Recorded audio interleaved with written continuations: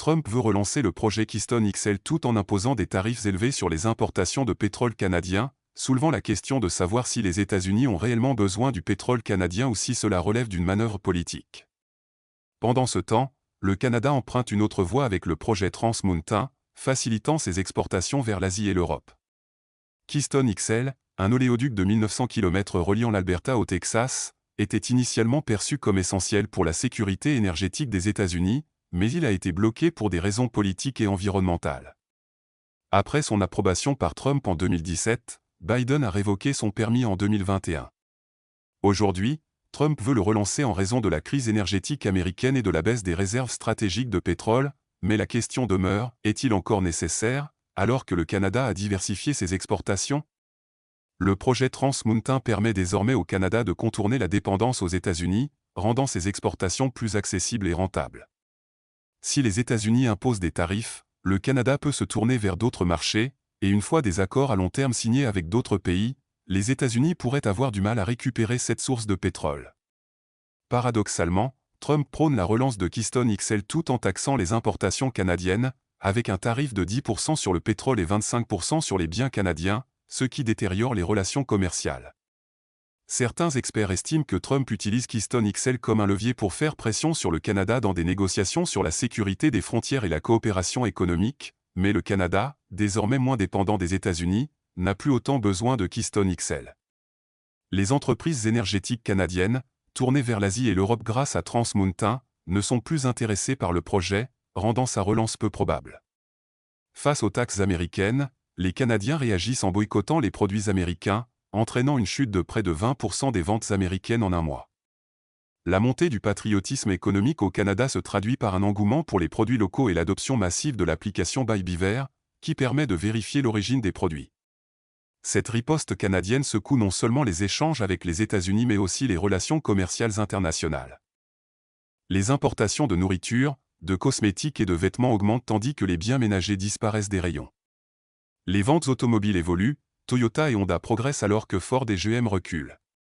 Les entreprises s'adaptent, les agriculteurs et manufacturiers canadiens augmentent leur production pour remplacer les produits américains, et les détaillants réorganisent leur chaîne d'approvisionnement en privilégiant des alternatives locales et internationales.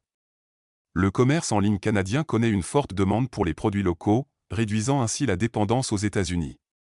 Ce mouvement n'est pas une simple protestation temporaire, mais un réalignement économique durable qui s'étend à l'échelle mondiale.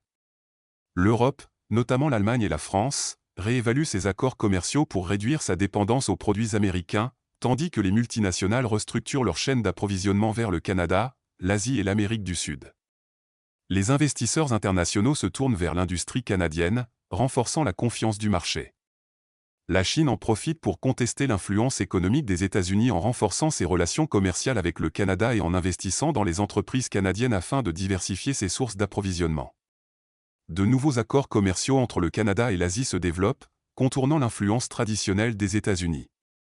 L'impact sur les entreprises américaines est indéniable, des géants comme Coca-Cola, Apple et McDonald's enregistrent une baisse de leurs revenus, et les exportations américaines chutent à mesure que les pays cherchent des fournisseurs alternatifs. Les analystes financiers alertent sur les conséquences à long terme pour les grandes marques américaines. Le monde change et l'économie américaine pourrait être confrontée à des perturbations durables. Face à ces bouleversements, les entreprises canadiennes ajustent leur stratégie, elles développent leur production locale pour répondre à la demande croissante, tandis que des géants comme Brookfield Asset Management réduisent leurs opérations aux États-Unis. TF1 International, acteur majeur du transport canadien, renforce ses relations commerciales avec l'Europe plutôt qu'avec les États-Unis. D'autres industries suivent cette dynamique, les compagnies aériennes canadiennes modifiant leurs itinéraires internationaux en réponse à la baisse du tourisme vers les États-Unis, et les entreprises technologiques et manufacturières formant de nouveaux partenariats pour élargir leurs exportations vers d'autres marchés. Les entreprises énergétiques canadiennes sécurisent des contrats avec l'Asie et l'Europe, réduisant davantage leur dépendance au commerce américain.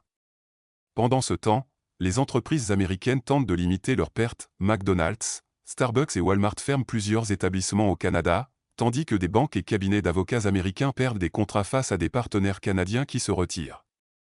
Les sociétés américaines réévaluent leurs prix et leurs chaînes d'approvisionnement pour tenter de regagner la confiance du marché canadien. Ce conflit commercial dépasse la simple politique et redéfinit l'équilibre des marchés mondiaux. L'Europe, confronté à des risques d'approvisionnement énergétique liés à sa dépendance envers la Russie et les États-Unis, cherche de nouvelles sources d'énergie.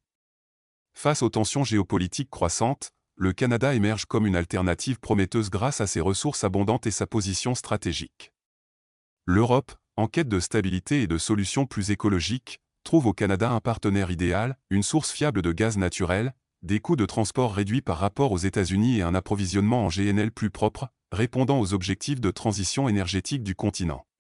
Cette montée en puissance du Canada menace l'hégémonie américaine sur le marché du GNL, intensifiant ainsi la guerre commerciale dans ce secteur.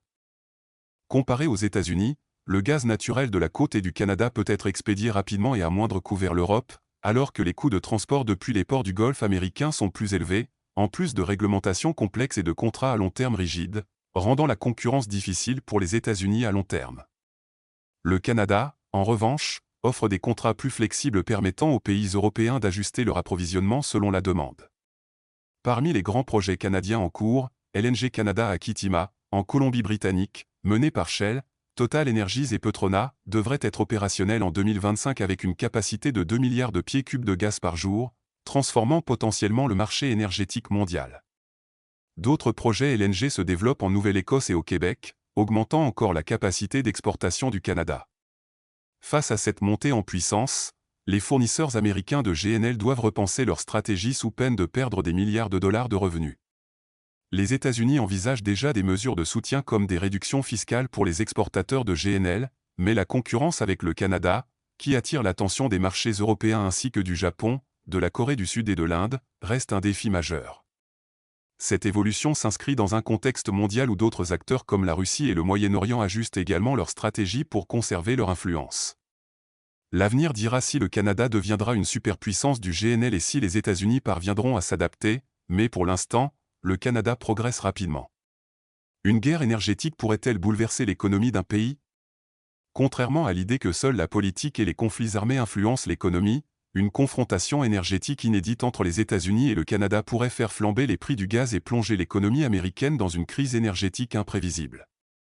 Début 2025, les États-Unis ont imposé une taxe de 25% sur les importations canadiennes, justifiant cette décision par des préoccupations sur l'immigration illégale et le trafic de drogue, mais le Canada n'est pas resté inactif et a immédiatement préparé des contre-mesures, notamment la réduction des exportations de pétrole brut, une ressource essentielle pour l'économie américaine. Cette mesure pourrait gravement affecter le secteur énergétique américain, et le Canada menace également de cesser d'importer de l'alcool des États-Unis, ce qui impacterait certains États comme le Michigan et New York, fortement dépendants du pétrole canadien, provoquant des pénuries énergétiques et une flambée des prix du carburant. Cela entraînerait des perturbations dans la chaîne d'approvisionnement énergétique américaine, touchant particulièrement le Midwest et les Rocheuses, et compliquerait la production industrielle avec une augmentation des coûts pour les secteurs énergivores, affectant les salaires et les bénéfices des entreprises. Par ailleurs, la Chine, l'un des plus grands acheteurs de pétrole américain, réduit considérablement ses importations de brut américain, ce qui accentue encore les tensions sur le marché énergétique mondial et pose la question d'une crise imminente.